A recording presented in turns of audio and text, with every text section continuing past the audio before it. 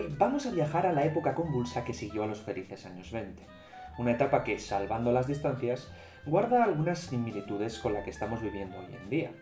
Esta etapa que vamos a tratar, conocida por muchos como la Gran Depresión, estuvo marcada por una profunda crisis económica que se desató tras el crack de la Bolsa de Nueva York en octubre de 1929. Bien, dicho esto, dividiré el contenido en tres bloques. En primer lugar, explicaré qué supuso el propio crack de la bolsa para la economía estadounidense y mundial. En segundo, me centraré en la figura e ideas de John Maynard Keynes, uno de los economistas más importantes del siglo XX, y por último, de las consecuencias a nivel social y también político que la Gran Depresión trajo consigo a lo largo y ancho del planeta.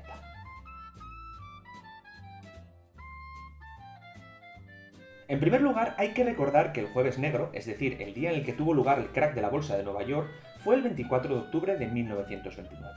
Este acontecimiento marcó el comienzo de una de las mayores crisis económicas de la historia, debido a la gran cantidad de bancos que quebraron, que dejaron en la ruina a cientos de miles de empresas y también pequeños ahorradores. A pesar del pánico que se desató, el gobierno de los Estados Unidos optó por no intervenir, confiando en los planteamientos del liberalismo económico, respetando así la máxima de no intervenir en la economía y esperar que fuese el propio mercado el que acabase por regularse a sí mismo.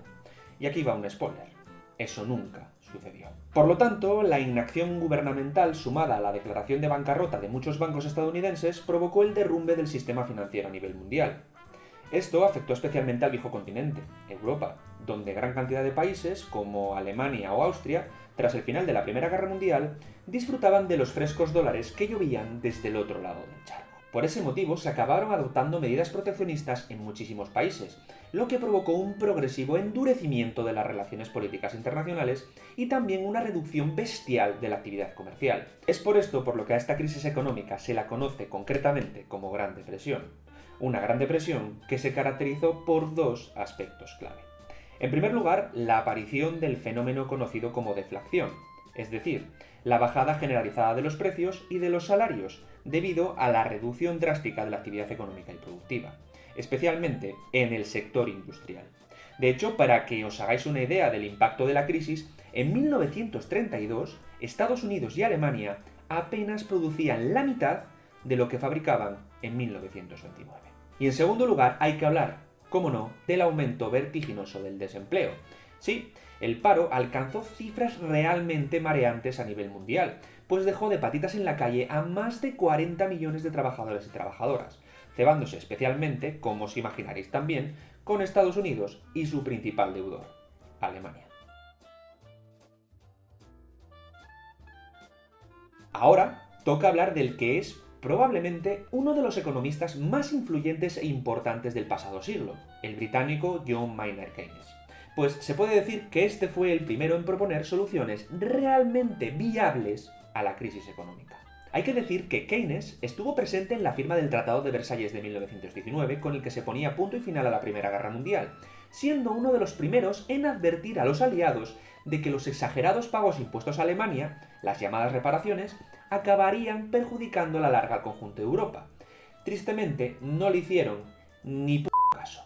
Fue en su obra Las consecuencias económicas de la paz donde afirmó que todas las economías mundiales estaban interconectadas y que el empobrecimiento de los vencidos en la Gran Guerra acabaría por afectar a los vencedores, especialmente Francia y Gran Bretaña. Una predicción que se acabó haciendo realidad tras el crack del 29. Para que luego digan que ser experto en algo no sirve para nada. Además, este economista también afirmó que el Estado debía intervenir durante las crisis económicas, por ejemplo, haciendo grandes inversiones de dinero en obras públicas para frenar así la caída y estimular la actividad económica generando empleo en sectores clave como la industria o la construcción. Por último, también propuso ayudar a los parados concediéndoles un subsidio por desempleo, argumentando que los trabajadores, a pesar de su situación, al disponer de dinero, consumirían y contribuirían a la mejora general de la economía del país. De hecho, uno de los mejores ejemplos de la aplicación de estas políticas keynesianas fue el llamado New Deal, puesto en marcha por el presidente norteamericano Franklin Delano Roosevelt tras acceder al poder en 1933, y que buscó, entre otras cosas, a través de nuevas políticas financieras y la inyección de miles de millones de dólares para la construcción de infraestructuras clave como autopistas y aeropuertos, lograr sacar a Estados Unidos de la grave crisis económica en la que estaba sumida.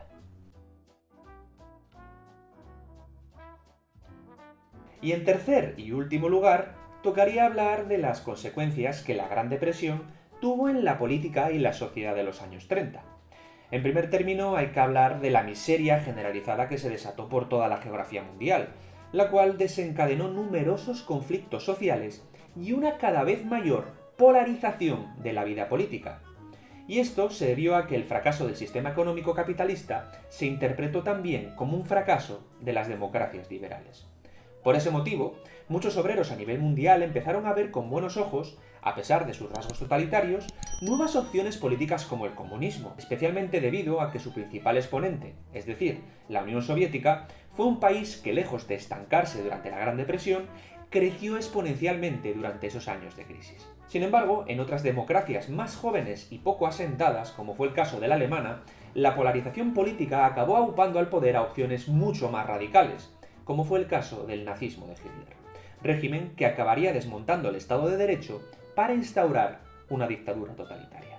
Una vez en el poder, el fascismo y el nazismo consiguieron obtener gran apoyo popular porque consiguieron reducir notablemente la cifra de parados, especialmente en Alemania, donde los nazis consiguieron rebajar el desempleo de 6 millones en 1933 a solo 300.000 en apenas unos años. Un éxito, jóvenes Padawan, que escondían detrás un terrible lado oscuro, pues la gran mayoría de los puestos de trabajo que se crearon estuvieron en industrias orientadas al rearme y sobre todo a la preparación de una nueva guerra que no tardaría mucho en estallar.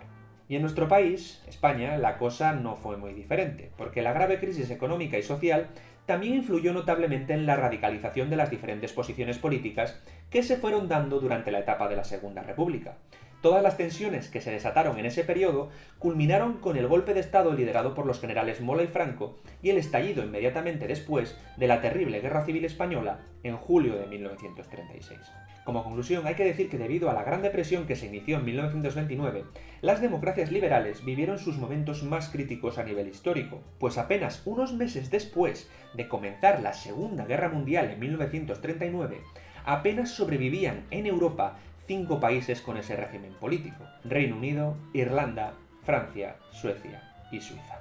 Y hasta aquí el vídeo de hoy, espero que os haya servido de utilidad y si ha sido así, lo apoyéis dejando vuestro like, pues ayuda muchísimo al canal.